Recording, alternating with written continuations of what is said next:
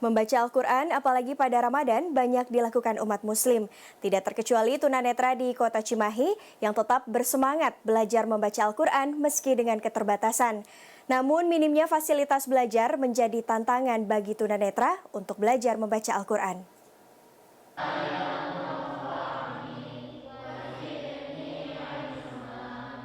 Selama Ramadan, siswa SLB Negeri di Kota Cimahi, Jawa Barat melakukan kegiatan mengaji. Para siswa tunanetra ini mengaji Al-Quran yang menggunakan Braille. SLBNA adalah salah satu dari 3.000 SLBN di Indonesia yang memiliki kurikulum belajar membaca Al-Quran Braille, namun jumlah pengajar yang tersedia hanya sedikit. Selain itu, hanya ada sekitar 20.000 Al-Quran Braille dengan total sekitar 3 juta tunanetra di tanah air. Tidak aneh, banyak siswa dari luar Jawa Barat yang datang untuk bersekolah karena minimnya fasilitas pendukung di daerahnya.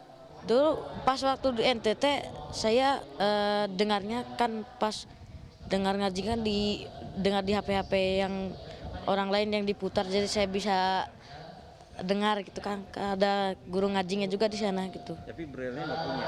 Nggak punya. Jadi belajarnya dulu dari dengar aja berarti? Iya, dari dengar aja. Kalau sekarang ada Braille berarti? Iya, ada Braille, jadi lebih itu lagi. Lebih mudah ya? Ya. Mahalnya biaya pembuatan Al-Quran Braille menjadi penyebab minimnya jumlah Al-Quran tersebut.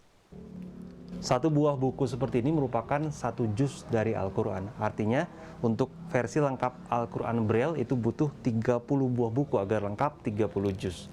Lokasi percetakan Al-Quran Braille ini hanya ada 3 di Indonesia, 2 di Bandung dan 1 di Jakarta. Kemudian harga cetak untuk versi lengkap satu buah Al-Quran utuh itu berkisar antara 1,5 juta hingga 2,5 juta rupiah. Tidak heran jumlahnya sangat terbatas di Indonesia. Data dari Umi Maktum Voice, organisasi yang bergerak di bidang pengajaran Al-Quran Braille mencatat, saat ini hanya ada sekitar 150 pengajar Al-Quran Braille di Indonesia.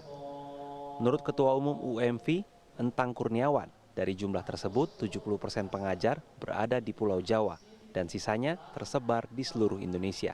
Menyelenggarakan pendidikan inklusi secara serius, gitu, tidak sekedar program, melainkan bagaimana mengaktualisasikan dengan metode-metodenya yang bisa diterima oleh masyarakat, juga para tunanetra. Yang kedua tentu sarana prasarana atau infrastruktur tadi yang menunjang, memperbanyak buku-buku tajwid, Iqra, kan gitu, sebagaimana yang disediakan untuk orang-orang yang melihat.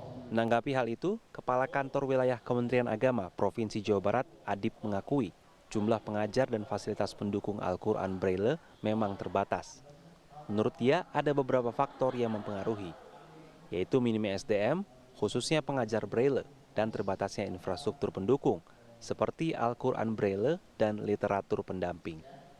Untuk mengatasi persoalan ini, Adib menyatakan telah bekerja sama dengan pihak terkait, seperti pesantren dan sekolah, untuk memperkuat program belajar Al-Quran Braille dan melakukan kegiatan belajar yang melibatkan tunanetra di Jawa Barat.